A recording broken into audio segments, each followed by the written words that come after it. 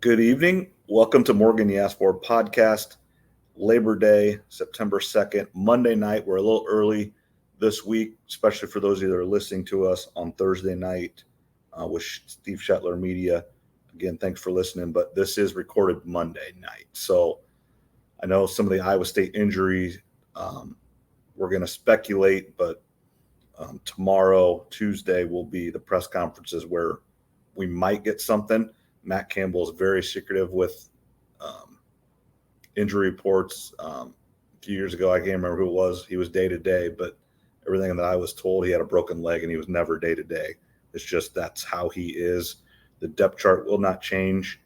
It'll be the same depth chart that he released last week. Will be the depth chart the entire season, and that's just how he operates. I don't know if I like it. In fact, just with, and I know the Big Ten like 2 hours before, and I think the SEC this year went to releasing injury reports just a couple hours before the game to help with the gambling. And with these schools taking money from gambling properties and with all the ESPN bet and ESPN talk of numbers and spreads, I mean, I'm watching the Florida State BC game and they're talking percentage chance to win. You can just look at the spreads right on the screen as you watch. It's just gambling has become mainstream in sports, and knowing who is playing and who is not is important in knowing those spreads and knowing who you want to bet on. We talk some betting here. We used to talk a little bit more, but we've kind of went away from it a little bit. But I think that is important. The Iowa State injury for coming up to the CyHawk game. We'll get to that in a little bit. I'm going to start just by I'm welcome Trevor in here. And for those of you that do watch on any of the streams that do have video, Trevor's camera is not working tonight, so he is off camera, but he is there and he can't hear us, and he will be there. Welcome, Trev. Hope you had a good holiday weekend. Yeah, it was good. Laid around, watched a lot of football. Saturday, woke up about 6:30, took a quick shower, watched all the game day, and then basically, like I said, my plan was not to leave my house, and I didn't, so I just moved back and forth from my recliner and couch in my kitchen, and just a full day of laying around watching football. Yeah, I got up early. Obviously, when you're in the camper and everything, you kind of wake up early. You got game day going as well. I kind of transitioned to the Big Fox, Big Noon show away from game day. But last year, I know you're a big Pat McAfee fan, and I think one of the reasons I really liked the Big Noon was the Urban Meyer and just the ins and outs of the coach and the current coach. Like, he just got out of it, took a year off when he went to Jacksonville, then came right back. I really like that insight, one, as being a former coach, and just I love hearing them talk football. And with the Pat McAfee edition last year and then Nick Saban this year, I really, really liked game day this year. And Corso is still there, but he is very limited. And I thought it was very well done, still using Corso, but really not using him. Nick Saban's a great addition. He's that good. He's a good mix off of Pat. Pat's up and excited. Then you get the little bit more calm Nick Saban vibe. And you're right, they're kind of limited Corso's time, which I think is good. It's on there a few minutes here and there, but for him to be on the show for the entire time, it's too much for him, given his age. Right. And I'm sure most people that listen to this and are sports fans and college football fans have seen the meme, on a commercial break where McAfee's just dancing away there, and then Saban's sitting there all serious and everything. And that is just great because it's just the different types of people, but yet both, ambassadors to college football, love college football, both have, ties to West Virginia. So, I mean, it's just they've got a lot in common, but yet so different as well. Show's a really good mix right now. And yeah, Saturday watching it, one of the best parts was the kid made the field goal. for Yeah, $50,000 yeah. He for the Pat missed the McAfee first one and challenge. then made the second. Yep. Yeah, so that was fun to see. That just game day, just in general, is a fun. It's really a fun show, I think, and it kind of sets the mood for the entire day once the games get started. It's the gold standard, and I thought, and I did not watch 1 second of the big noon kickoff this last week, so I don't know. Was Mark Ingram? Did you watch any of it, Trev? I did not this week. Some weeks I will, but this first week I was just fully on game day. Yeah, I was too. So I didn't. I cannot say was Mark Ingram back. I thought that was a big downgrade from Reggie Bush to Mark Ingram last year. I liked Reggie Bush. Him and Leinart obviously have that relationship, and I understand maybe wanting to change a little bit with two USC guys, and then the Notre Dame, but that was a good rivalry, and they would always give each other, tease each other back and forth a little bit there, but. Obviously Mark Ingram, Heisman Trophy winner, Alabama. Maybe you want that different dynamic in there. So I do understand that, but I just thought Reggie Bush was a little bit better at that. I kind of liked Reggie better as well. I'd agree with you there, but I'll definitely check out the Big Noon at some point this year, off and on. But the first week, just kind of tradition, college game day, all day on the opening weekend.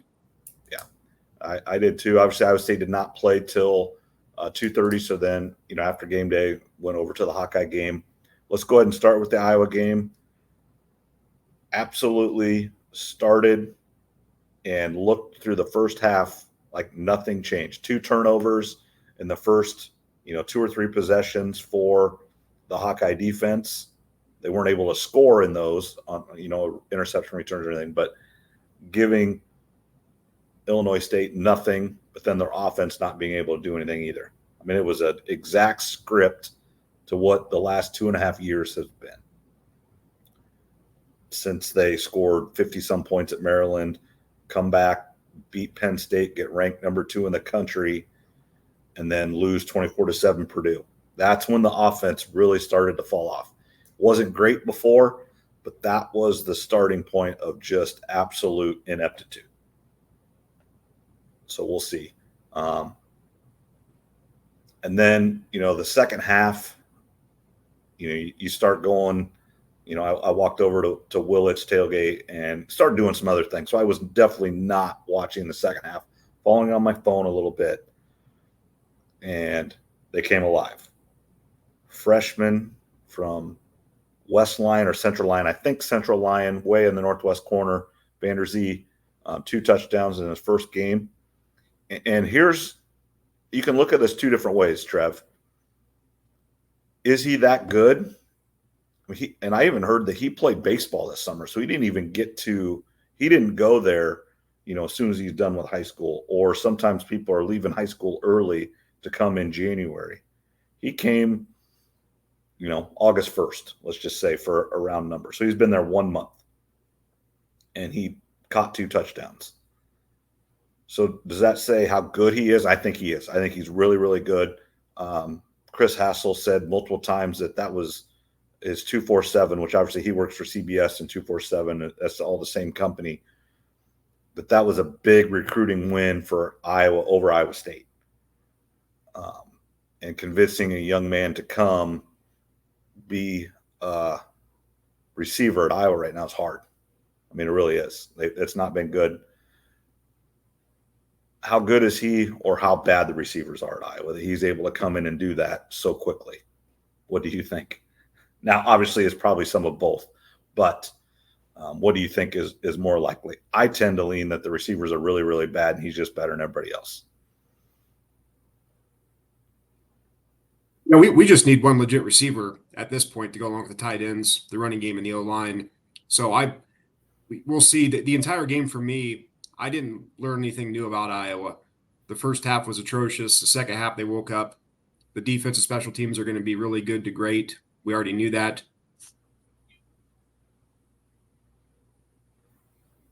You still there? Yep. Sorry, my computer was trying to do something. But no, if he can just be a semi-legit threat at wide receiver, that's going to be really good for us. That's really all we need right now, is just someone that can play the wide receiver position. But He was a nice surprise. He's 6'4", 210. We haven't had a guy like that in a long time. So as far as the offense goes, certainly looked better in the second half, but I'm not going to get too excited or too low as of yet. I need to see how they do against Iowa State, against Troy, and then how they start doing against some of the Big Ten teams. So I'm not ready to say that we found our, the right offensive coordinator. I was kind of joking with the guys, though. After the game, he did a quick interview, and he sounds like a head coach. And I almost wonder if maybe 3, 4, 5 years down the line, if he does a good job as OC, if he could just maybe step in and take over after Kirk retires. But that's big picture thinking. Yeah, and I think that is one of the reasons he got that job. I think with the staff continuity overall that they've had at Iowa, just a lot. Most of those guys have not been other places. Most of the guys obviously have not been head coaches. I think just him being a former head coach at Western Michigan really helps. And I think it helps the entire coaching staff. And I think that is an underrated aspect of him. Obviously, he played quarterback and was a quarterback coach, unlike Brian the last, I think the last 2 years that he was a quarterback coach too. And it wasn't a good fit, him at quarterback coach. And I think we've talked about that multiple times on this podcast. But I do think him and I think that definitely helped this last week on Saturday, really just Saturday, because it was a 24-hour suspension.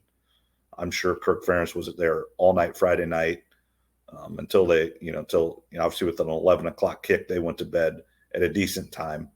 Sometimes when you don't have a kick till 7 o'clock at night the next night, you'll keep those guys up a little bit so they sleep in a little bit to try to get that timely situation for your breakfast, your lunch, your dinner, your meetings.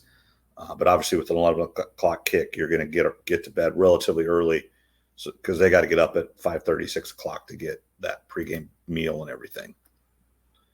But I do think it helped. I don't know what was said at halftime. I don't know who said it. It doesn't. I mean, was that Seth Wallace? Was it, Lester? Was it Phil Parker? It could have been any and all, LeVar Woods. All those guys have either head coaching experience or very respected and leaders and could step up and take the leadership role in that situation. And I'm sure they talked about it and who did it. It worked. And it was great for the Hawkeyes. Yeah, whatever happened to half, maybe they just need a little time to settle into the new offense, get a few plays under their belt. The second half was definitely fun, but like I said, I don't want to jump ahead and get way too excited just yet. I need to see it a few more weeks to actually believe it. But yeah, like I said, if Vander Zee can be a good receiver for us, we've got the 2 tight ends, we got good depth at running back. Cade looked a lot better in the second half, so that'll really help us. And then Caden Wetjen, our punt returner, looks pretty good too. He could be a nice little playmaker for us in the return game. So we'll see how it goes. But the second half definitely was a lot more fun than the first half. The first half, I was about ready to pull my hair out because it looked like it's looked the past few years. Yeah, and really no more to really talk about that, but. Then switching to the Iowa State game, it was the exact opposite. Iowa State scored in 2 plays, 38 seconds. One of the catches of the year on the first play, pinned it on his back and then brought it around to him.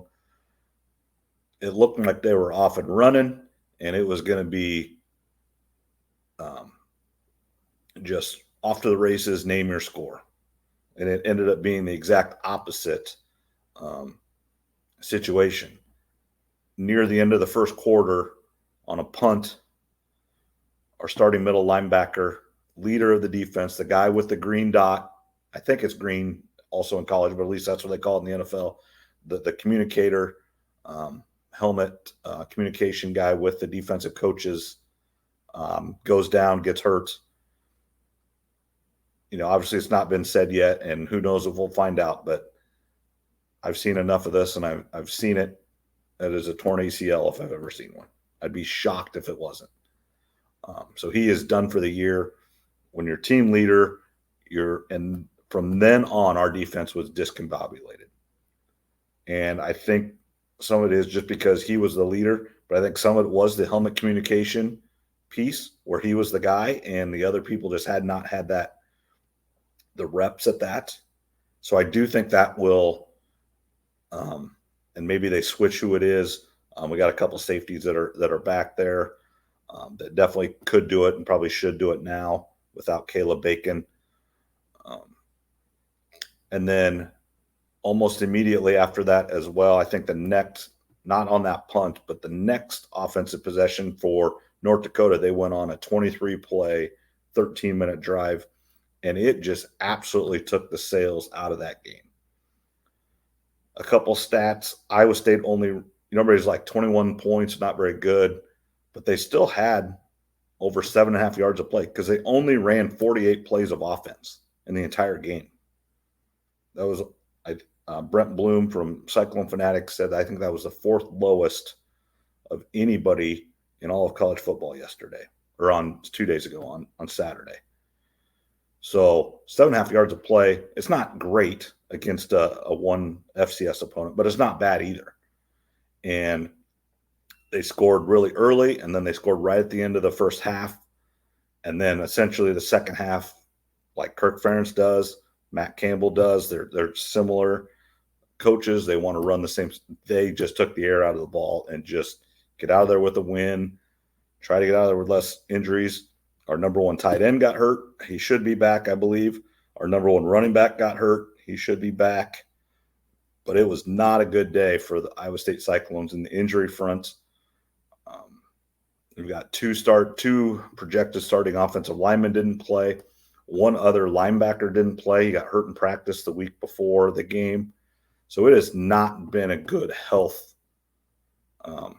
situation for the Cyclones. And I wonder if this is going to be a situation where some of these guys still don't play against Iowa because after Iowa, they have a bye. So if you didn't play against North Dakota and you don't play against Iowa, you have a whole month till you play again. You don't play again until the 21st. So I wonder what Iowa State's going to do. I think several of those guys are not going to play again against Iowa. And against Iowa in Kinnick, you need everybody available to win those football games because it's going to be a close game. I don't care what anybody says. And you could have five starters hurt, and Iowa could have, or it could be vice versa. The game's going to be close. It's a rivalry. They play the same way. It's just this game flipped a lot after Saturday, in my opinion. Are definitely concerned. I was watching there on the first drive, as you mentioned, 2 plays, score, touchdown. And I thought, well, they're off and running. So I flipped around and was checking out some other games. And then, like you said, they had that long drive that just ate up the clock. And I didn't watch all of the second half, but it sounded like there was maybe some struggles on third down. But as you mentioned, one time, Brent Bloom said this as well. North Dakota was 8 for 10 on third down. Now they finished 11 for 20. So in the second half, they did get better. But at one time, they were 8 for 10 on third down. And you look at that, well, they were really bad on third down. But actually, they weren't horrible on third down. It was all 3rd and 1 and 3rd and 2s. They were bad on 1st and 2nd down. Okay. And then, but the one positive, though, I would say is we've talked about it before, the early in the season, some of the struggles that Campbell has had. I know it's not the ideal win maybe for you, but you got the W. Yeah. At the end of the day, you got the win. We've lost to UNI before. We've had to fall on a fumble, or we would have lost a game against UNI. We've lost the season opener against Louisiana, Mount Monroe, Louisiana, the Raging Cajuns. I think I can't remember which one that is, but Lafayette. But yeah, so we've lost these opening games. And I wouldn't say we played awful. We played okay.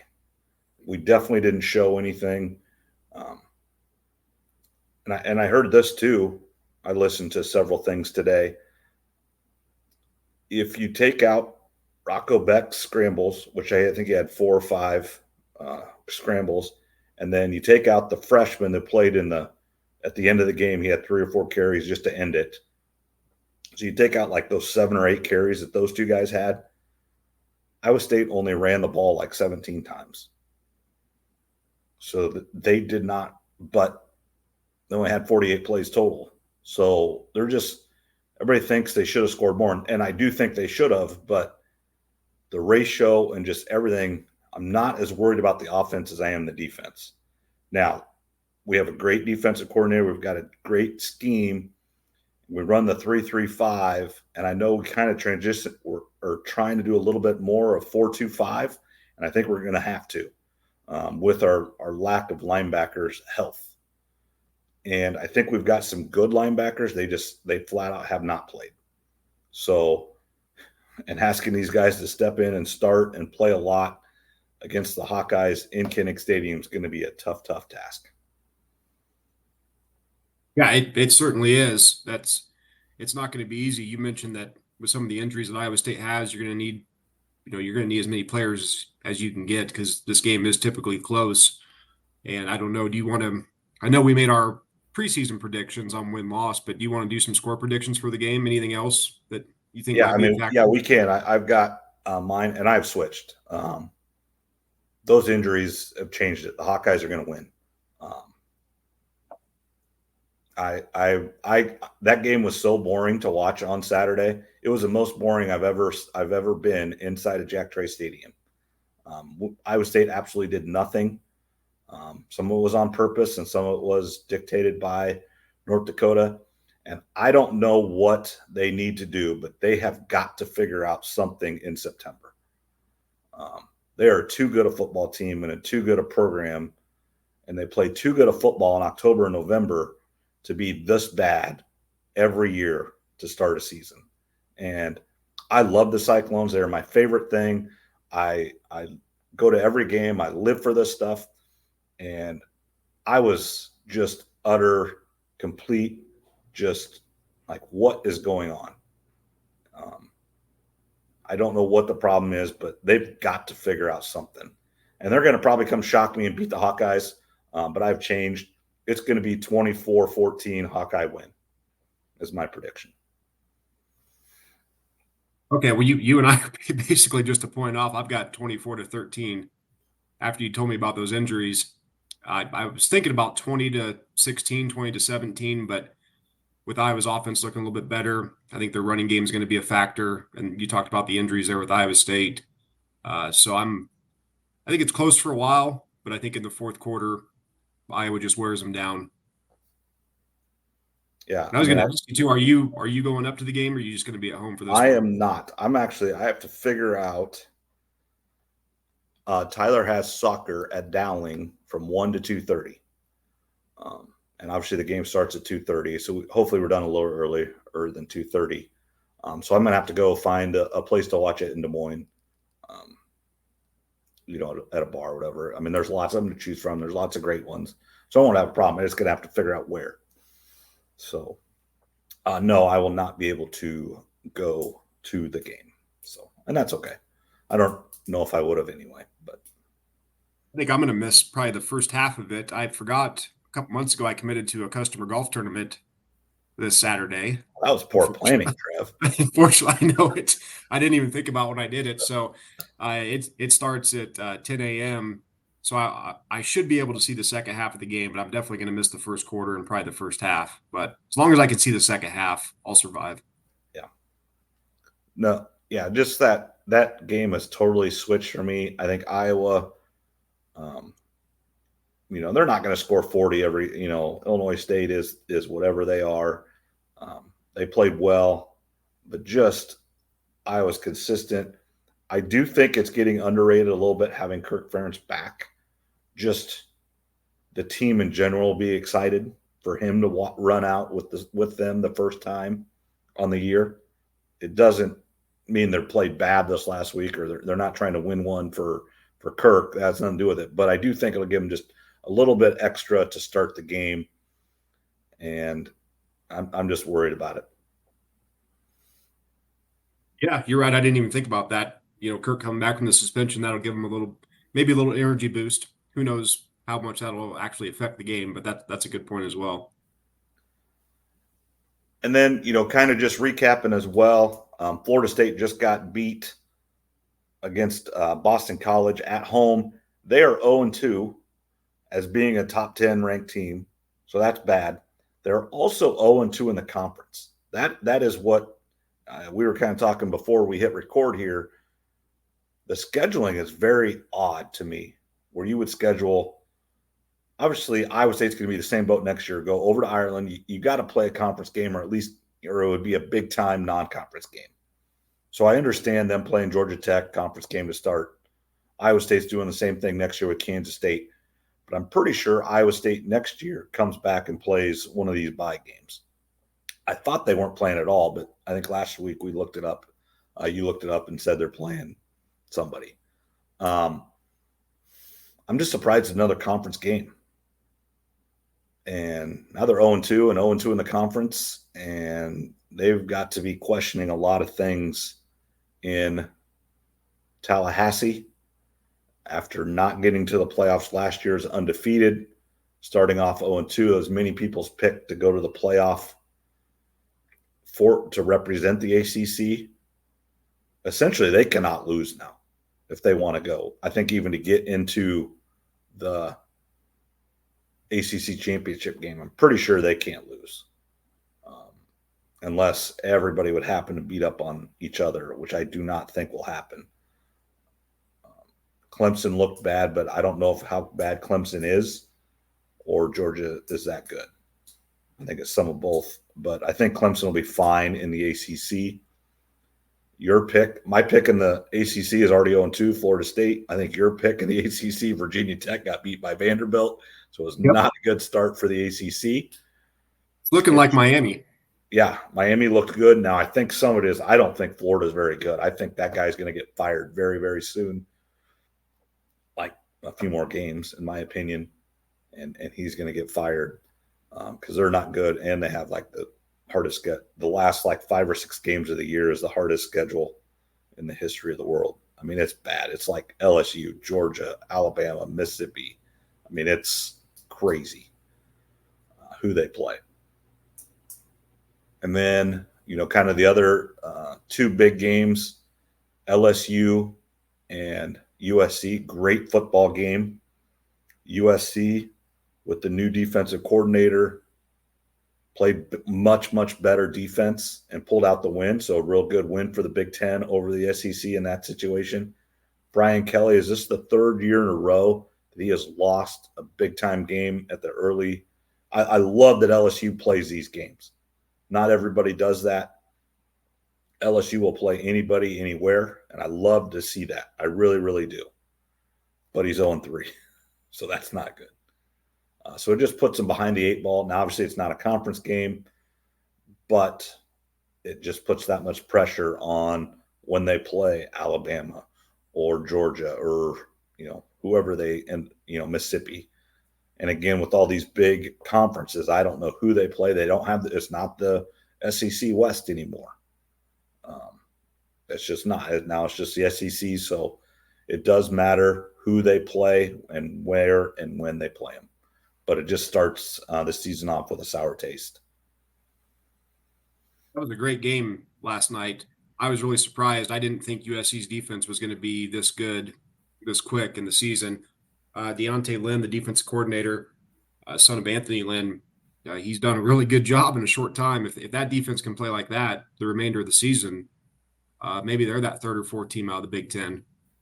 And a lot of people were sleeping on USC. I was one of them. So we'll see if it continues, but that was a heck of a start. I think there's an argument that's the biggest win in Lincoln Riley's career, given the circumstances. The way last season ended. At USC for sure. I mean, he probably has some bigger wins in the Big 12, but I'd have to really think about it. But at USC, it's not close. That's the biggest win and most needed win. And just looking, obviously that was a great win. Oregon did not impress, a few others. But yeah, USC is up on that list of, 2nd, 3rd, 4th, 5th team. And when you're talking those a win here or there, and all of a sudden you're in the playoff. And Obviously, if they're close, this is a TV program. So, and then the other one, Notre Dame is in the playoff unless something goes awry. Do you know their schedule is god awful? Yep. The next game, the hardest game left they have is last game of the year is against USC, and they still have like a 68% chance to win that game. That's their lowest percent chance to win a game the whole rest of the year. So Notre Dame is the number 5 seed. I'm putting it in right now because they will be the highest ranked team that doesn't get a bye. So they are that number 5 seed that we talked about that might be the best seed to be. They'd be my number 5 as well. That was really an impressive win at Texas A&M. That's one of the toughest places to play. One last thing on the USC LSU game. If it comes down to one of the last spots in the playoff, and it's between those two teams, USC's got the tiebreaker in that instance. So that could be a tiebreaker game for a playoff spot potentially. But yeah, for Notre Dame, that was a heck of a win for them. Riley Leonard came up big in that one. Texas A&M, I still don't know what to think of that team exactly, but yeah, I would agree with you. Notre Dame's got the inside track for that number 5 seed. Right, because I just don't see them being ranked outside the top 5 when that happens. They could, if USC, that could be essentially a play-in game to the playoff. USC, Notre Dame at the end of the year. USC is not going to, or is going to know if they're in the Big Ten championship or have a chance to, or maybe they're already out. But if they have 2 or maybe 3 losses, but this win they want LSU to win a bunch of games now. And then if Notre Dame's undefeated, ranked number 2 in the country, and they go beat them, that's 2 great wins. And we've talked those 3-4 loss teams with 2 great wins out of the SEC or out of the Big Ten. Are you going to jump? In my situation, Iowa State turns it around and has 1, maybe 2 losses.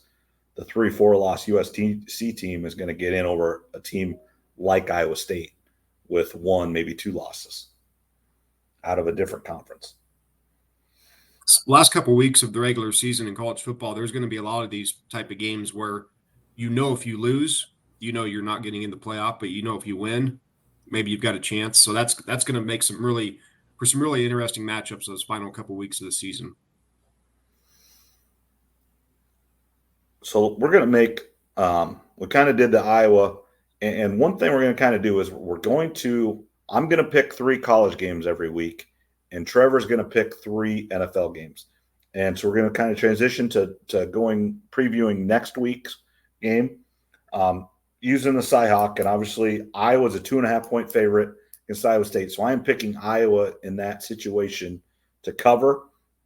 Texas, Michigan, probably the game of the week. Texas is a 7-point favorite, but this is at Michigan. And Michigan didn't look great to start. And I'm going to pick Texas. I think Texas has one of the best rosters, and Sarkisian's a great coach, and they are going to be in the mix all year. So I'm going to pick Texas to cover and win that game. And then the other one, and this is one I want to talk a little bit. I mean, we can talk about the Texas-Michigan game. Again, I love to see these games being played, and this game is being played at Michigan.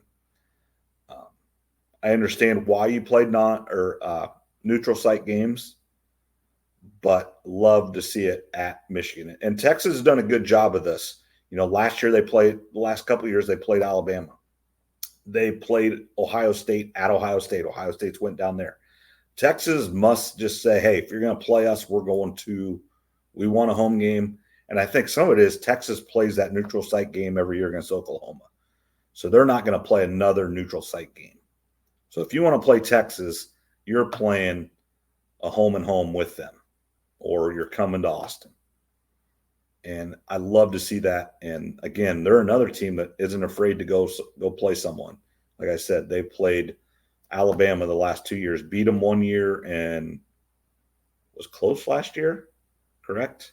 Or they didn't beat them last year. But I thought they got them last year and there was close the year before, or maybe it was the other way around. Yeah, it was, yeah. But I do think Michigan is down this year. They're not, national championship contenders. Hey, getting on that, did you watch the college football pick'em show on Barstool? Do you ever watch that show? I have not. It's good. It's Big Cat and it's Brandon Walker and Dave Portnoy comes on and he's just, he's wearing the king hat and everything because Michigan won the national championship and just every time he just let those boys have it. And Brandon Walker just cannot handle it. It's really funny. It was fun to watch.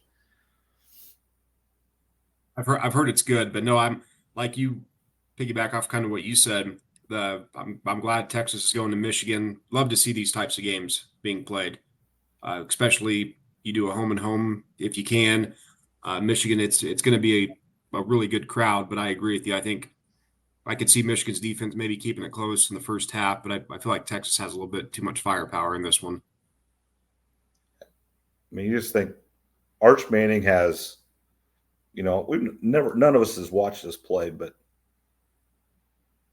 he's willing to sit behind and understand he's not the best quarterback because of Quinn Ewers. So that's how good Quinn Ewers is. And they've got, Texas has every resource. If you just get Texas high school kids, you're going to be pretty good. And then obviously they're the brand. And now they're moving to the SEC. So they're going to have that brand as well. That, some people do want to play in the SEC and play against the best. So those kids might have went to Texas A&M. But now those kids know, hey, now I get to go play against Alabama.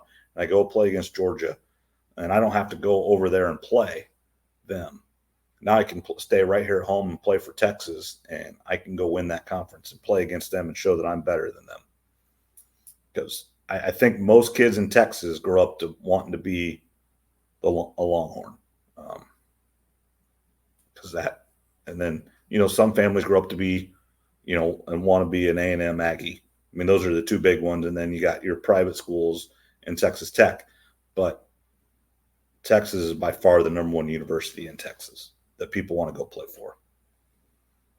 That's kind of cool to see Arch sitting on the bench for a couple years. I actually flipped over once I heard he was in, and then I watched him have that crazy little touchdown there where he's running around and just threw it down to the running back and scored, and then he had a rushing touchdown. So I'm excited to see him when he gets his opportunities this year, but especially next year when he is the starter. Yeah. Next game I want to talk about, and this is a bigger conversation in general, Colorado, Nebraska. Old Big 8 members, when I was in college, those two teams were battling who's going to win the Big 12 North every year. Kansas State had to say a couple times, but overall it was Colorado and Nebraska. Both have national championships in the past. Both, been ranked number one, both, and they've been down. They both think they're better now. Second-year head coaches. New conferences for both. Obviously, Colorado left and now is actually back in the Big 12, but a new conference for them. Obviously, Nebraska being in the Big 10 for, about 10 years now. But Colorado just, I think they're the same team as last year. And I believe Nebraska's better this year, so Nebraska's going to win. It is in Nebraska minus 7.5. It is in Lincoln. So obviously that place is going to be packed, and they hate Colorado. Probably their second biggest rival behind Oklahoma in the history of the school would be my guess.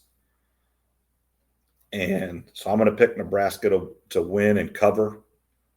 And I think this one could get ugly. I just don't have faith in Colorado and Deion Sanders. Unless Travis Hunter just has a game out of his mind where he has an interception or two, returns one for a touchdown, and then has one or two on offense. If Colorado wins this game, Travis Hunter will be in talks for the Heisman Trophy. He won't win it because it's a quarterback award, but he will be in contention after 2 weeks because he's going to have 3 or 4 touchdowns in this game if Colorado wins. Colorado feels like the same team as last year. I actually watched all of the game there Thursday night. If you just look at the box score, you see Shedeur Sanders only got sacked once. You think that's pretty good. But if you watch the game, he was running around every single play. They were giving up so much pressure. They still can't run the ball. And outside of a couple players on defense, they look kind of like they did last year, just as you said. If they do win this game, Travis Hunter is going to have a big game. A turnover, a couple touchdowns on offense at least. Jimmy Horn Jr. as well will be in play there. Shedeur looked really good though. I think he's working his way up to be the number one quarterback in the draft between him and Carson Beck right now. But yeah, on the road, I would think Nebraska gets this one done. And here's, I mean, the play clock issues, or it's the time management issues. North Dakota State shouldn't even have got the ball back. But I truly think that they are more worried about stats than they are trying to win. He wants his son to be the number one pick in the draft. And the only way to do that is to have great stats and to show he can do it. North Dakota State has one timeout left, about a minute and a half left, and it's first down, and they're throwing the ball around because they want stats and they want that. I mean, I don't know the answer, any other answer, and any other reasoning but that. Well, that's the answer. North Dakota State should have never got the ball back. They should have ran it 3 times, and yeah, you're right. The only explanation there is he wanted his son to get more passing yards. Yeah, and that is not good. You are putting yourself in and again, that kind of comes back to that nepotism. Just it clouds your judgment and it just makes things hard. And I heard this. I listened to somebody talk. How will Shedeur do next year in the NFL with somebody that's not his dad? His dad has been his head coach his entire life. He was his high school head coach. Then he went to college and, obviously changed to Colorado. He has been his head coach his entire life. That's an interesting take. Brings up a hypothetical. What if the Cowboys miss the playoff? McCarthy gets fired. Jerry goes and hires Dion as the head coach. The only problem is the Cowboys are so good, they're probably going to be picking between like 16 and 20, and they'd have to get up to the top 2 or 3 spots to even have a chance at Shedeur. So they'd have to trade a lot of draft capital. They may even have to trade away Micah Parsons just to get up that high. And then if they can't, let's just say a team like Tennessee Titans are picking second. Maybe the Patriots have the first pick and they take a left tackle because they got their quarterback this year, and the Titans are next. Well, Shedeur gets drafted by the Titans, and the Titans know they have all the leverage in the world, and the Cowboys won't agree to a deal. What's Shedeur going to do? Sit out the entire year? I don't know. They have his rights for the entire year. So there's a lot of what ifs with that one, but I was thinking about that the other day. That would be a lot of drama. Yeah, kind of do the same as Eli Manning. Just push. You've got all the. Only I don't think he is as lock solid to be that good in the NFL as Eli was. No, and I don't either. But that would be, again, that's a bunch of things that have to happen for that to even all come true. But sports media would have a heyday with that because that would be nonstop drama every single day until something was resolved. Yeah, you could have a 2-hour talk show every day. All right, especially with it being the Cowboys. Yeah. All right, did you get those? I know I kind of spurred this on you kind of late. Did you get your 3 NFL games and your spreads that you want to pick? Yeah, you want me to do that right now? Yep, go ahead and do that now, and then we'll get to your quarterback rankings.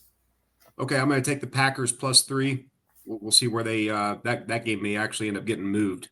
They've got some air quality things going down in Brazil, so NFL's going to have to make a decision on that one pretty quick. But give me the Packers +3.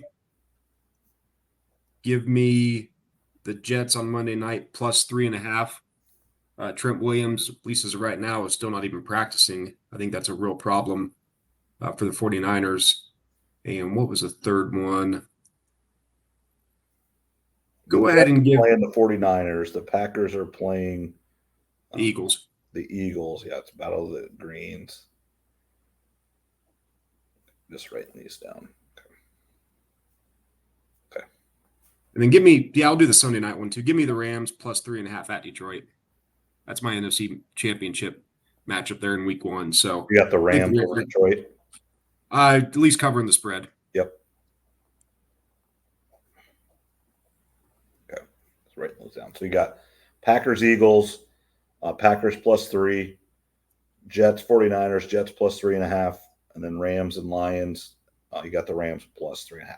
Do you think any of those teams win or just cover the spreads? I think the Packers win. I think the Jets really have a good chance. I don't like the vibes in San Francisco at all. And that game last year, Rams at the Lions, it was a close one. Now the Rams have lost Aaron Donald.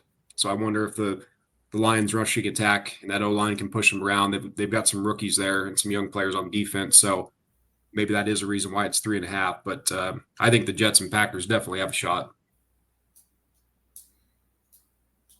We talked about it last week so the 49ers did sign Ayuk to a big money deal. But again, you were much more concerned about Trent Williams not playing than you were Ayuk. Yeah, you got to have Trent. The 49ers right side of their offensive line last year was a weakness anyway.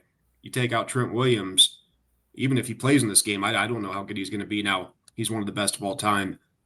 He knows the playbook. I'm not worried about any of that type of stuff, but what's his conditioning like? Jets have a really good defense. Can he hold up for the entire game? And Christian McCaffrey's got a little soft tissue thing going on. I mean, this one could unravel quickly for the 49ers if there's a turnover early. Yeah, the team that loses the Super Bowl is tough to come back usually. But they have so many great players though that we talked about last week. We made our playoff predictions. Even though I think they're gonna fall back a little bit, I still think they can get to 10 wins just because of their talent and their head coach. Well, a little bit more on Brock Purdy if McCaffrey isn't available as much as they'd like him to be. So he's going to earn his paycheck next year. He's already earned his paycheck for this year. He's earning his big payday this year. That's a big year for him. It starts Monday night versus Jets.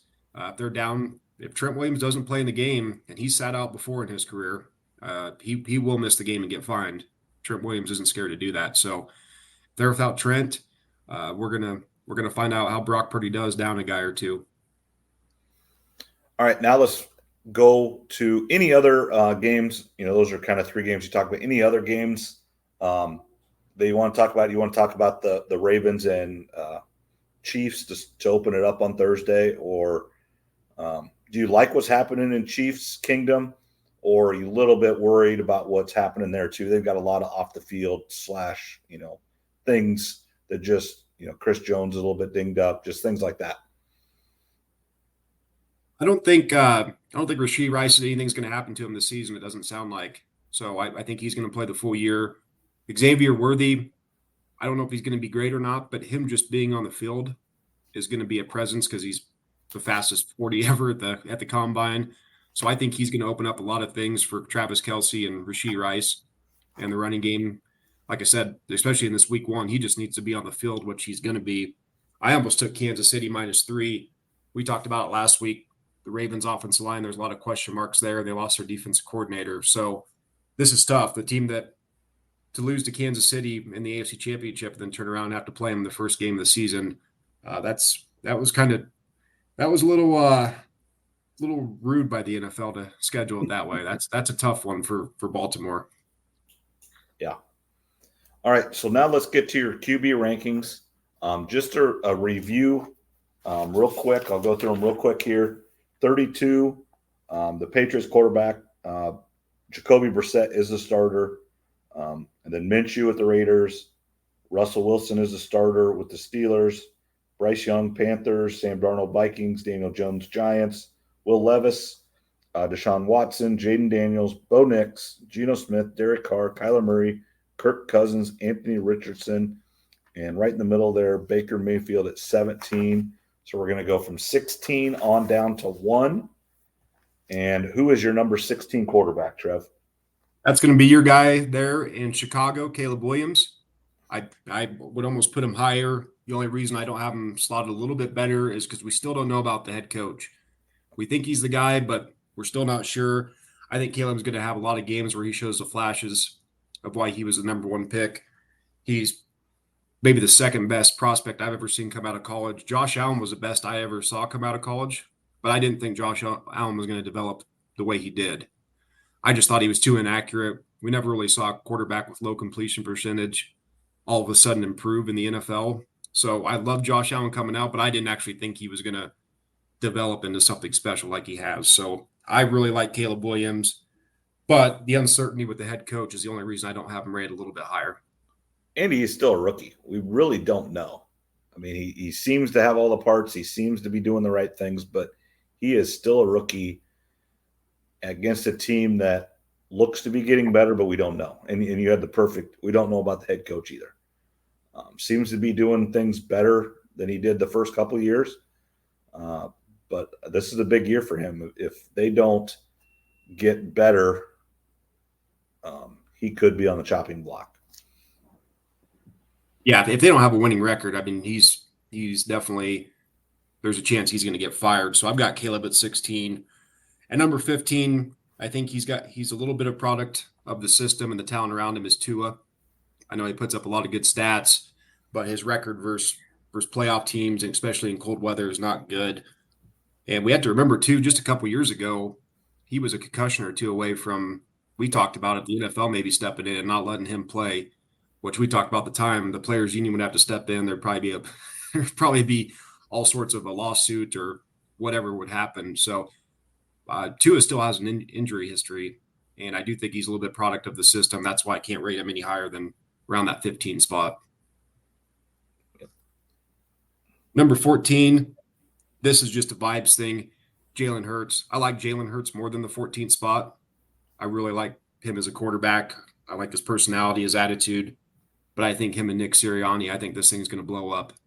I told you, I think the Eagles are the surprise team in the NFC to miss the playoffs, and I think Nick Sirianni is going to get fired. So I could just see this being a really kind of an up and down season. Jalen Hurts will have some good weeks, but this whole thing with the head coach, I don't see it ending well. And is it just with Jalen Hurts, or it's just Nick Sirianni and the whole deal, right? It's not just with Jalen Hurts. It's kind of the whole systemic issue with the Eagles and Sirianni. Yeah, it said last week that the owner came out and told Sirianni he needs to calm down on the sideline. Sirianni's been known to yell at fans, and you don't see head coaches doing that. You might see your cornerback or receiver yelling at fans, but you don't want to see your quarterback, your head coach doing that. And I think Nick Sirianni's just kind of a goofball. And then last year they had the situation with their security guy yelling at a player or pulling a player off, whatever it was, as well. So, and right or wrong, the head coach is in charge of all that stuff as well, and how most teams and personnel act like their head coach. If your head coach is under control, doing things the right way, that's how your team's going to be, and that's how your staff's going to be. But if you're not, then that's when bad things happen. Yeah, so I just got bad vibes about the Eagles. Like I said, if they had a better relationship, a better head coach, I'd probably have Jalen Hurts in the top 10. But I think this thing is going to unravel. And it could start unraveling here in the first couple of weeks if they start out 0-2, which I think is very much in play for the Eagles. All right, and number 13. And number 13, Trevor Lawrence. Just need to see it. It's Jacksonville. I mean, he's playing for one of the worst franchises. They drafted Brian Thomas Jr. He was off to a good start last year, but also Trevor Lawrence does have a fumbling issue. He needs to get that cleaned up. And I just need to see a little bit more out of him because he, as we all know, he quite hasn't lived up to his draft slot as of yet. Part of that was the first year with Urban Meyer. He gets a pass, I think, for most of us, including myself. And then again, last year they were off to a good start, but I don't know. He's still kind of a mystery to me. I just need to see more out of Trevor Lawrence. And number 12. At number 12, I'm going to put Aaron Rodgers. I don't think he's quite good enough to be a top 10 guy coming off the injury. Their offensive line is definitely a question mark. They brought in a couple guys, but they also have an injury history. So the offensive line is a work in progress. If they're healthy, it could be a decent offensive line actually. Receiver, outside of Wilson, they brought in Mike Williams, but Mike Williams is injured a lot. I just don't know about the depth of receivers. So given Rodgers' age, that's why I have him there. He Yeah, used to be an easy top 3, top 5, top 10 guy, but he hasn't been good in a few years now. Coming off the injury, I think 12 is about right for him. I agree. I mean, if he comes back as healthy as he says he is, then he's going to be above that. But he still is 40-some years old, or about 40, and coming off an Achilles. Kirk Cousins, kind of the same boat. We're going to see. And then at the 11 spot, I've got Dak Prescott. He loves to put up big numbers versus the Giants and the Commanders and bad teams in the NFL. If you look at his numbers and watch him a lot in the regular season, he looks like an easy top 10 guy. But I've just seen too many duds in the playoffs, and I can't rank him any higher because of the playoff losses. He's at a point now where I don't care what he does in the regular season. He's got to start playing better in the playoffs. Yeah, he's got to prove it. He's got to get paid. He's got to make his money in the playoffs. Now these guys get paid a little bit in the playoffs, but just like the NBA, they go all year and essentially they're getting their paychecks for the playoffs, even though they're not actually getting their checks during the playoffs. But that's how you prove that you're the best in the world, or the best quarterback. You should be paid the most, whatever. You have to prove it in the playoffs. And the Cowboys as a whole, and Dak Prescott in particular, the last few years just fall flat. They do, and Dak's had enough years now and enough playoff games. I've seen it too many times with him. So there's going to be some younger guys ahead of him that don't have as much experience. But again, I'm projecting how they're going to do. So Dak there at 11. Number 10, one of our favorite guys, Justin Herbert. Now, I don't think Justin Herbert's going to put up the stats that maybe some people are thinking. We know how Harbaugh is. They're going to run the ball, play good defense. But I think he's going to become just a more efficient and a more refined quarterback. And I think we're going to see some of the best out of Justin Herbert this year due to Harbaugh. Absolutely. His stats are not going to be what they were, but they're going to be a better football team. And that's great. And he's a perfect quarterback. We've talked about this. He's size, arm strength. Just when you draw a quarterback up, he's the guy. And Harbaugh is going to get the best out of him and the best out of the team. This year may not be exactly where they want to go, but they're going to be better. And he's just going to, the next, 1 to 3 years, I think he's going to be really, really good and challenging the Chiefs in the AFC West and then in the AFC in general. Harbaugh's going to get them better in a hurry. It may not be this year, but next 2 or 3 years, they're going to be right there, I think. Yeah, I think Herbert's finally got a real coach that can coach him up and bring out the best in him. Again, I don't think he's going to be a top 5 or 8 fantasy guy, but I think he's just going to become a more refined quarterback. So I've got him there at 10. At number 9, my favorite guy, and I think this is down a spot or 2 from last year. Really no fault of his own. There's just some younger guys that I like their skill set a little better. But Jared Goff at 9. Offense, 4 of the guys in the offensive line are coming back. They've got playmakers everywhere, receiver, tight end, 2 running backs. So, and I think he plays, I forget, they play a lot of games inside this year, obviously playing in Detroit and then on the road at Minnesota. And I think they've got a couple others that are in domes as well. And we know that Jared Goff thrives in domes. And Jared Goff's kind of a boring quarterback, but his playoff record's not too bad. I think it's 5-4. He's got more playoff wins than Dak and Kirk Cousins combined. Yeah. And people, he's been to an NFC Championship game and he's been to a Super Bowl as a starting quarterback. So people forget he was there with the Rams. And I know we've said that several times on here, but people do forget that. And he was the number 1 pick in the draft. Maybe he hasn't lived up to the number 1 pick, but he's really, really good. And I think the Rams necessarily were okay with him being their quarterback. They knew they were going to be really good, but they had the opportunity to get a game changer and one that's just a little bit better than him. And they needed that little bit better. And it worked out. It worked out for both teams. Detroit is getting what they want, and the Rams got what they want. Yeah, one of the rare win-wins for both these teams. And as you mentioned, Jared Goff's taken two teams to the NFC Championship game. The Rams, that was a little bit more of a McVay because of, but the Lions hadn't been there forever. So I still am going to put Jared Goff in the top 10. I know a lot of people may disagree with that, but he's just really efficient. I know he's boring, but man, he gets the job done a lot. One spot ahead of him, and it's the guy that beat him in the NFC Championship game. I think a lot of people, including myself, finally have to start putting Brock Purdy high on the quarterback scales or the rankings. And the main reason I put Brock ahead of him is because Brock's got one thing going for him that he can do that Goff can't. He can move. He's really good at scrambling. Actually, it's I think he's underrated scrambler in the league. And I wanted to ask you this.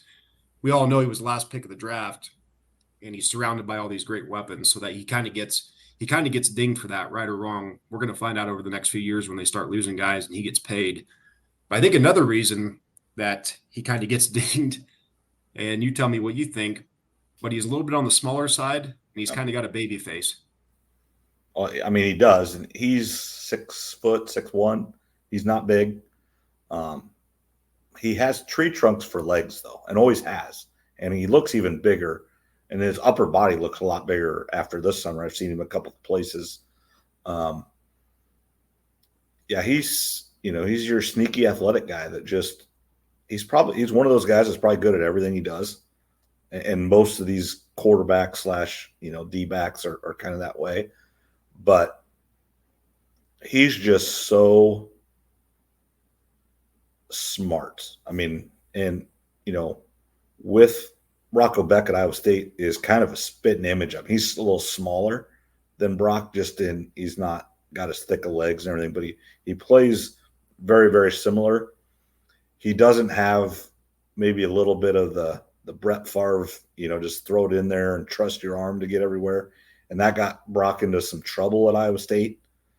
Hasn't really got him in trouble yet in San Francisco. He's really had one bad game in essentially 2 years that he's played, and it cost him the MVP. If he doesn't have that game against the Ravens last year, I think he wins the MVP. And that's just crazy to think that the last pick of the draft in his, second year in the league, and he had the opportunity to win the MVP. Yeah, if it wasn't for that Baltimore game, you're right. He probably does take home the MVP award, which is pretty crazy. So, yeah, I'm putting Brock Purdy at the 8th spot. I think I've seen enough out of him now. I wasn't sure at first, like a lot of others. And, maybe it's a little bit too high. Maybe he comes back this year. We're going to find out. But I think he's earned the spot, or he's earned the right to be in the top 10. Agreed. One spot of him is Matt Stafford, who I think can have a monster season. Again, I have the Rams in the NFC Championship game this year. I think Stafford could put up some really big numbers. There's some people out there that like him as a dark horse MVP award. I just don't know if the media would ever give it to Stafford, just because of all the years he struggled in Detroit and then the love for Sean McVay. I just don't know if he would win it. But I do think he potentially could have a monster year this year, assuming he stays healthy. If he's been known to have injuries, so I'm taking a risk here, putting him at 7. Yeah, if the Rams have the year you think they're going to have, then he's going to be in that conversation for sure of having the MVP. And then, yeah, you're just going to have to make that argument. Who else? What everybody else have? And is it McVay? They don't have Aaron Donald now, so they won't have the defensive MVP. They won't have the defensive player of the year or anything, which might help him because they might have to score a few more points and figure it out on the defensive side a little bit more than they've had. Yeah, that's definitely a good point. So I think he's going to put up some good numbers. At number 6, I've got last year's MVP, Lamar Jackson. I think he's still really good, probably has a really good season. But again, with the issues on the offensive line, there's some concern there. And also, I don't know how much Derrick Henry has left. I think he's going to have some good weeks, but week in and week out, he's got a lot of wear on his body. So with the questions on the offensive line and not really sure how much Derrick Henry has left, that's why I've got Lamar in the 6th spot. Can't argue that one. All right, top 5.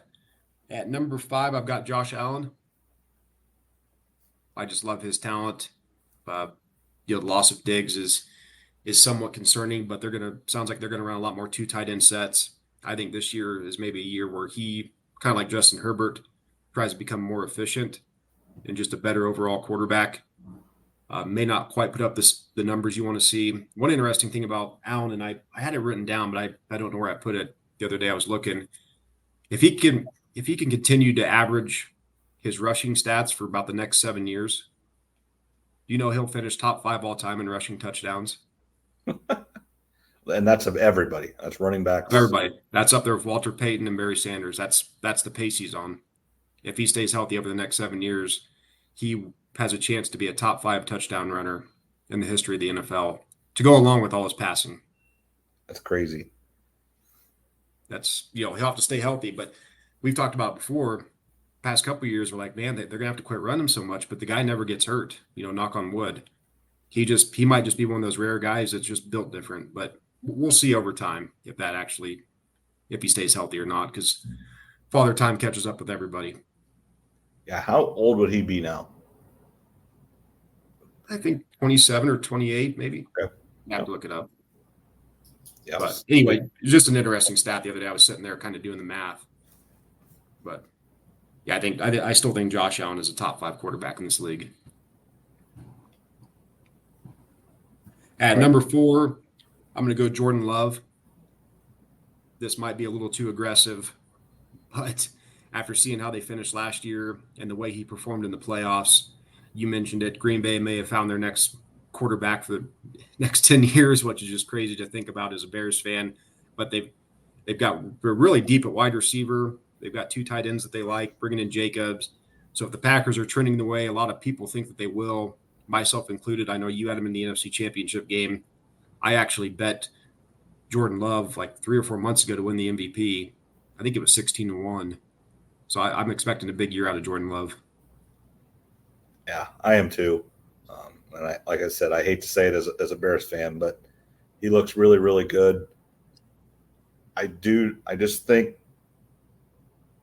anytime you have a quarterback that can sit for a couple years, and I just think when they're not a number 1 pick where you have to play them right now, but if you get a guy late in the 1st round or 2nd, 3rd, 4th round, those players are kind of expected to play and start and help your football team right away if you draft them everywhere but quarterback. And someone like Dak Prescott, I think he was a 3rd round pick and stepped in right away, and it's been very, very good. We harp on him, but he's a very, very good quarterback. He just can't win big games. But Jordan Love sitting and learning behind Aaron Rodgers, one of the best of all time, much like Aaron Rodgers sat behind Brett Favre, one of the best of all time. They've got it figured out in Green Bay, whether they're just lucky on who they get or the processes they have for a quarterback to sit and learn. Or, everything we've been said is Brett Favre didn't help Aaron Rodgers and Aaron Rodgers didn't help Jordan Love. But Aaron Rodgers and Jordan Love at least were smart enough to understand that, hey, they may not be helping me, but they know what they're doing. So watch what they're doing and just copy them. Yeah, whatever whatever they've got figured out, it seems to work. And, speaking of why I've got them rated high too, Matt LaFleur, I think he's one of the best coaches in the league, one of the most underrated. We spoke about that last week. So just everything seems to be turning the right way for the Green Bay Packers. So I've got really high expectations for Jordan Love this year. I do too. That's unfortunate. Top 3, C.J. Stroud, another young player. Again, I'm taking a couple swings here because Jordan Love and C.J. Stroud only really have 1 year starting each between them, both last year. But the talent on the Texans, bringing in Diggs, Joe Mixon, they hit on some receivers already. Their draft last year was really good. People were liking their draft. Looks like they have the right head coach. And again, sort of the same thing with the Packers. Now their coach isn't as proven, but things just there's good vibes there. in Houston. So I'm expecting a big leap for CJ Stroud, and I expect him to be in the MVP race as well. And this is one I would disagree with a little bit. I think he's gonna stay the same. And it's not because he's really getting worse or anything. It's just he had such a great year and everything worked out for them last year and they won that playoff game. He may be better, but I think just the team and everything just might not get where everybody's expecting them to. I'm just a little worried about it.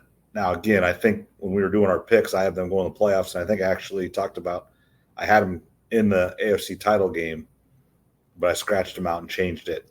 So I do think they're going to be there, but it would not surprise me if he throws a few more interceptions and doesn't look as spectacular this year as he did last year in his rookie year. It's certainly possible. People are going to have more tape on him now.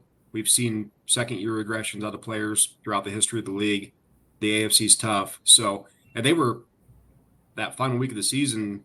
If Goodson catches that pass for the Colts end up winning the division, most likely. So, we'll see if the Texans can continue their trend. I'm expecting them to, but there's a lot of people that think either the Texans or the Packers will have a little bit of a regression and potentially not make the playoffs. So, it's certainly not a question. We've seen it before where a young team looks like they're trending the right way and then they just come crashing back to reality. I know that's not exactly what you're saying here, but I wouldn't be surprised too if they kind of plateau maybe for a year and it's year 3 where maybe they take off. Yeah. That's just my one little worry there with CJ Stroud. He's very, very good though. Nope, definitely. He surprised me. I know he surprised you too. I just thought he was another Ohio State quarterback that wasn't going to do much. So he certainly is. Looks like he's going to be the one to finally break through for the Buckeyes. At number 2, Joe Burrow, assuming he can stay healthy. It's a big if, but we've seen when Joe's healthy, he's as clutch as anyone outside of Mahomes. He's the only one that can figure out, now that Brady's retired, how to actually beat Mahomes in the playoffs. And I hope they get this Jamar Chase thing figured out. That's Mike Brown doing Mike Brown things. When I talked about the bad ownership a month or so ago on the podcast I did solo, here we go.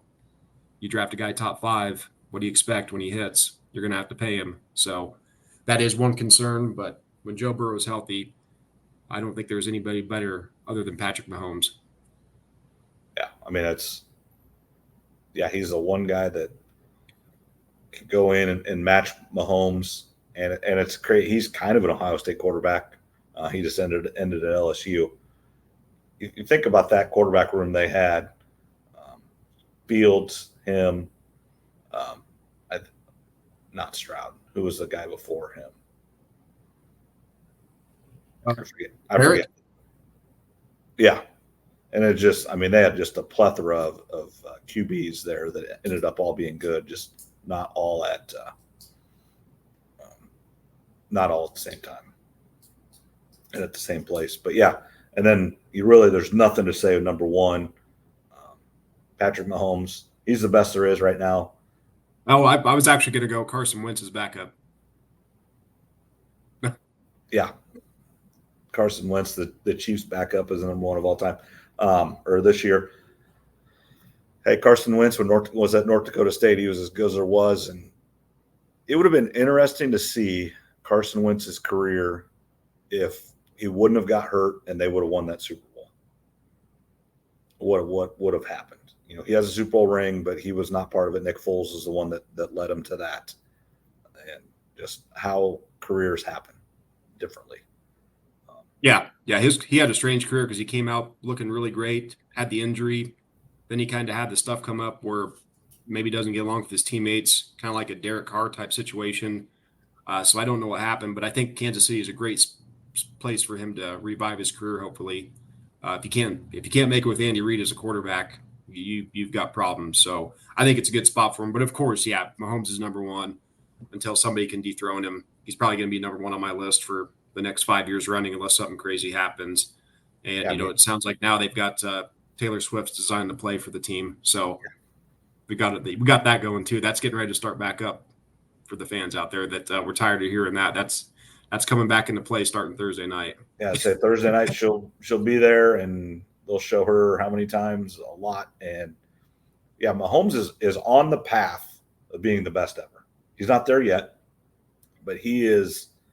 He's got the start to the career. He's winning, and he's great. And he's kind of done it very similar to Brady a little bit. You know, you don't win every year, but you're in the AFC Championship game every year. You won Super Bowls early in your career. I mean, he's done it everything the same. He just needs to stay healthy and continuing to play. And you know, the Chiefs are going to be coming in. You know, Kelsey's not a young guy; he could retire at any time. The receivers are kind of in and out a little bit, and that's just like, you know, the Patriots were. But Andy Reid's, is he the second best coach behind Belichick? He definitely is in our lifetime, but you could say he's a top 5 NFL coach of all time, I think, because people again a little bit forget how good he was in Philadelphia. It ended. It just wasn't. They couldn't get over the hump. So they just felt they needed to make a change. But he went to 4 straight NFC Championship games, went to 1 Super Bowl. I mean, so what is that, 10 or 11 championship games as a head coach? Something like that.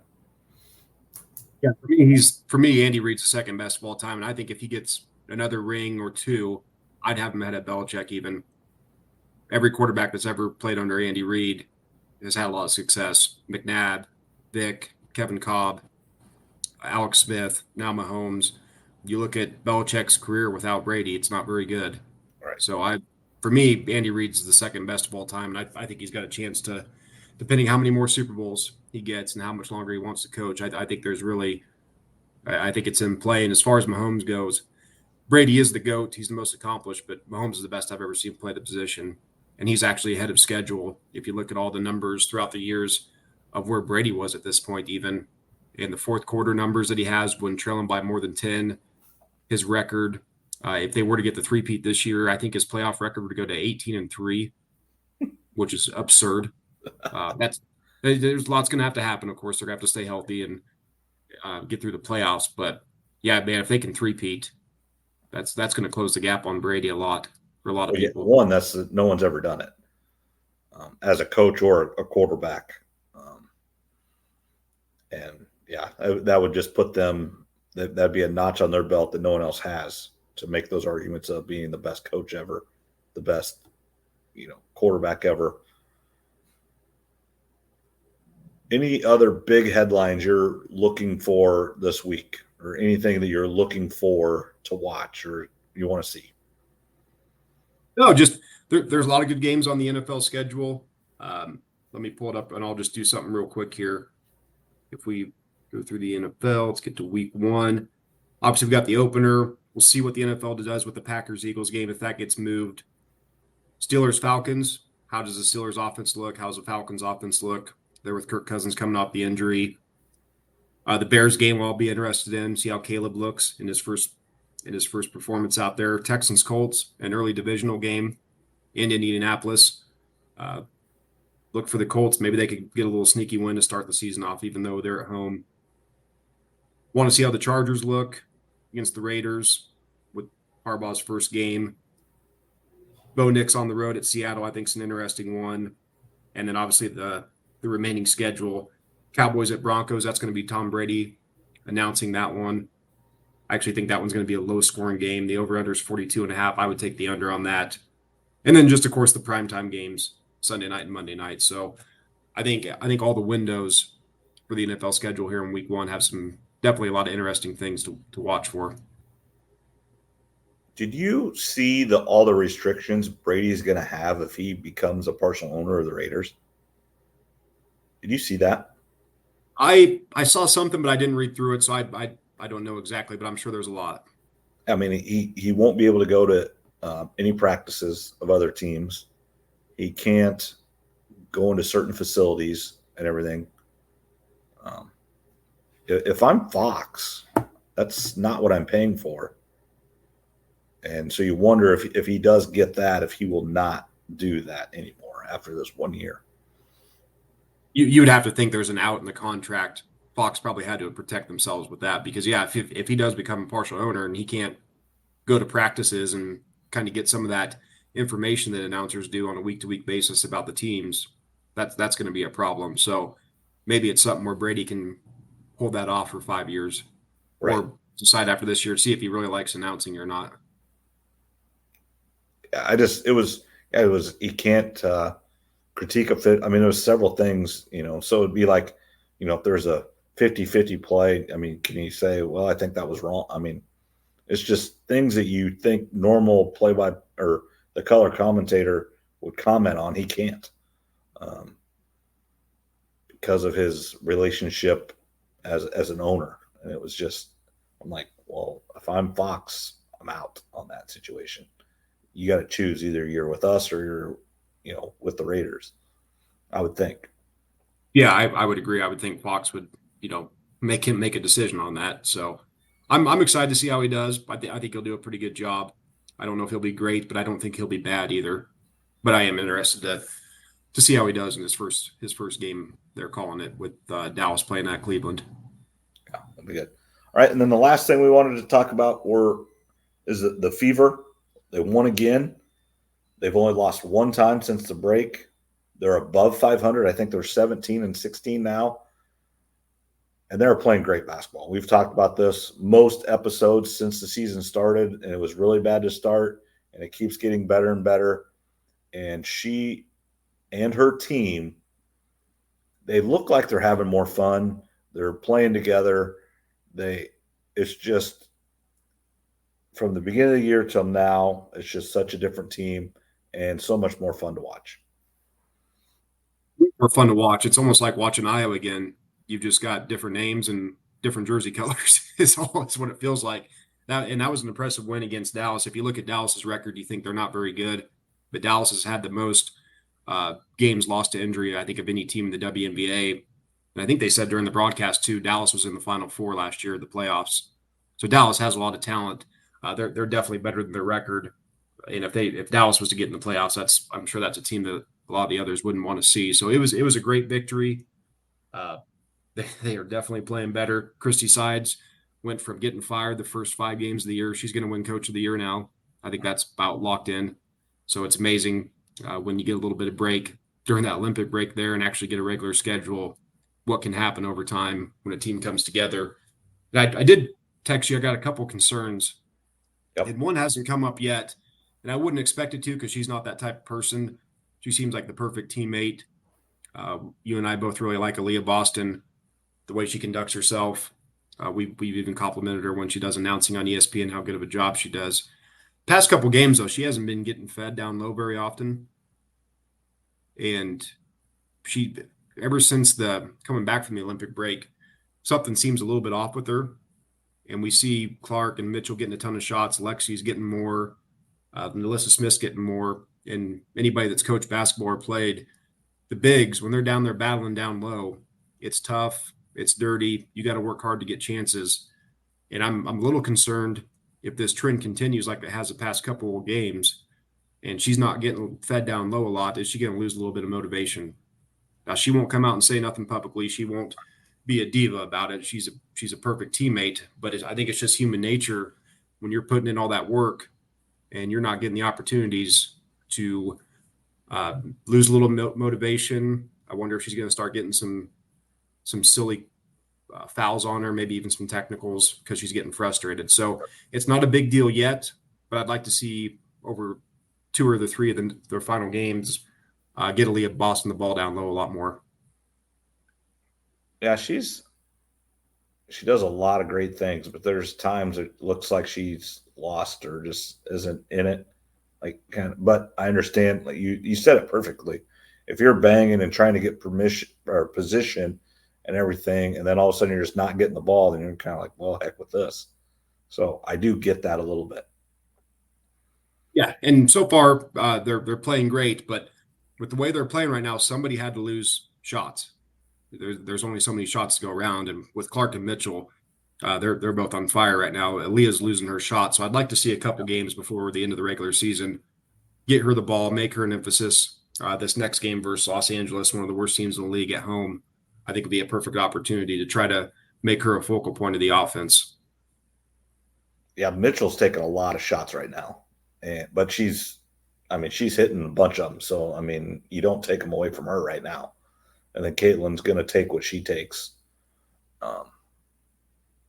And there's only so many shots, and they're winning right now. So I guess it can kind of be, well, is what it is right now. No, it is, and maybe it'll be nothing. Maybe I'm trying to find something to be worried about at this point. But it was just something I noticed the past couple of games. And then as far as like an off-season thing that they've got to get figured out, and I don't know how the NBA or the WNBA salary works. I don't know if they can work on contracts right now, but Kelsey Mitchell is a free agent at the end of the season. And like I said, I don't know if it's allowed or not, but if the Indiana Fever is able to sign her to an extension right now, I think they better get on that, because you could not break up Kelsey Mitchell and Caitlin Clark.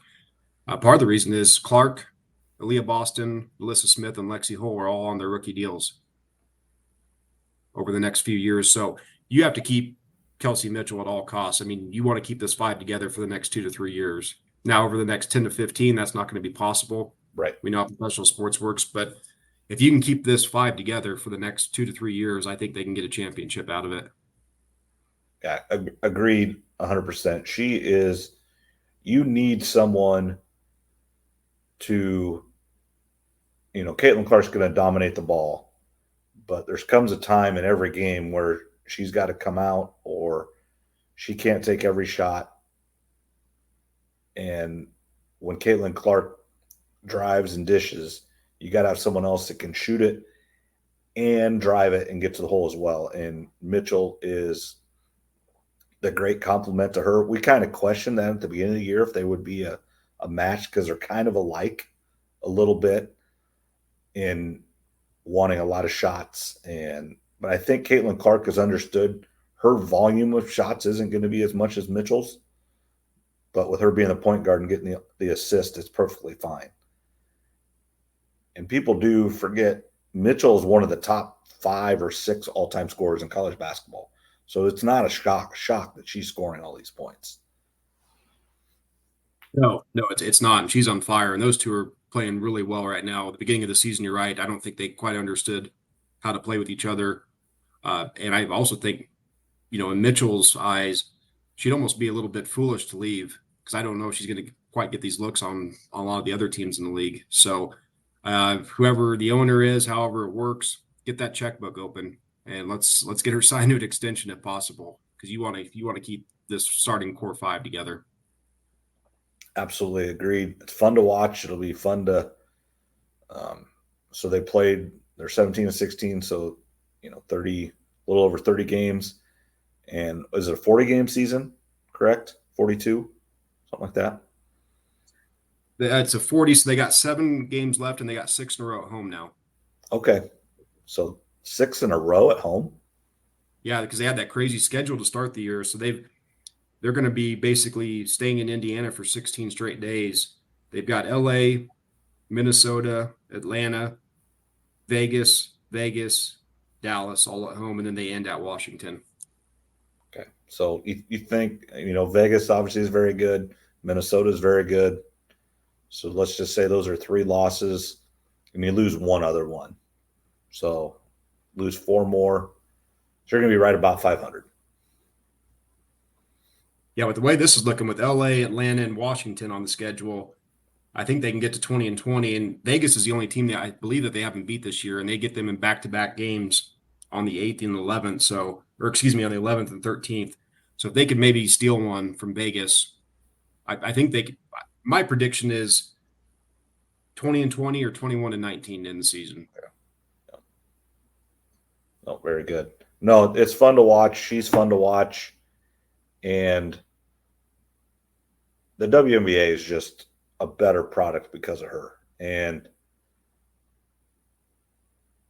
everybody just needs to accept it. And she's the reason why. Yes, Angel Reese helps. Yes, other players help. Is Caitlin Clark the best player in the WNBA? No, A'ja Wilson is. but Caitlin Clark is a top 5 player in the NBA, in the WNBA now. And it took her half a season to get there, but she is now. And it will be fun to watch the next 10 years. As long as injuries don't happen, next 10 years for sure, she is going to be one of the best players in the world. Yeah. And we'll see who they bring in free agency in the draft when that time comes. And then, of course, Paige Beckers is coming in next year. And one thing that I was thinking about, I was starting to look it up, how the WNBA lottery works. I think what they do is they take the 4 worst records over the last 2-year period, and that's how they determine who gets the top 4 picks. I think. I could be wrong on that. So actually, if you're a lot of people in Iowa who are kind of rooting against Angel Reese or don't like her, you actually probably want the Chicago Sky to make the playoffs, because if they don't, they might have a chance to get Paige Beckers. Yeah. And that would be something there with her and Angel. But Paige is going to come in the league. Most people know who Paige Beckers is. If you don't, I would say she's about 95% of what Caitlin Clark is. Yeah, she was ranked higher in high school. She would be in the WNBA this year, but she had a year where she tore her ACL, so she missed a year. And they are the COVID year as well, so they have that. So I think technically she could come back again. So I think they graduated in 2020 or maybe 21, forget. But yeah, Caitlin could have came back one more year if she wanted. And Beckers is coming back that next year because she didn't play one of the years. Yeah, and she can do just about everything that Caitlin can. She probably doesn't take quite as many logo threes or have the crazy passes, but I think she's a little bit better with the basketball. But Paige is going to come in the league too and help one of these teams out, and that'll make the league even more fun to watch. All right, well, we're right at that hour and a half again. These are a little bit longer, and that's okay. We got lots to talk about. Last episode of no NFL, so from now on we'll have college and the NFL to talk about. So that will be our shows from here on out, with just a touch of basketball, touch of baseball, touch of anything else. But it will be the NFL and college football from here on out. So, and again, for those of you, this is a little bit early Monday night, but just RVTV is in town Wednesday here in Oskaloosa, so I will be up there on Wednesday night with that. So I didn't want to commit to coming back for this. I don't know how long all that stuff does out there, so just kind of the way it is. So yeah, again, get up there. That should be fun. It's always fun. I got a couple bands playing, and just the guys in general are just fun to have. And anytime you have a city gathering or a town gathering, they were in Perry today. I think they're in Mitchellville tomorrow. It's just a good time to get together. Absolutely. Food trucks, bands. I think Audie Crooks is going to be up there. Go meet her if you can, and go see that whole crew up there. That should be a lot of fun for the people of Oski. Yep. Not the first time, but it's always a good time. So, all right. Have a great week, Trev, and we'll talk to you next week. Yep. Have a good night.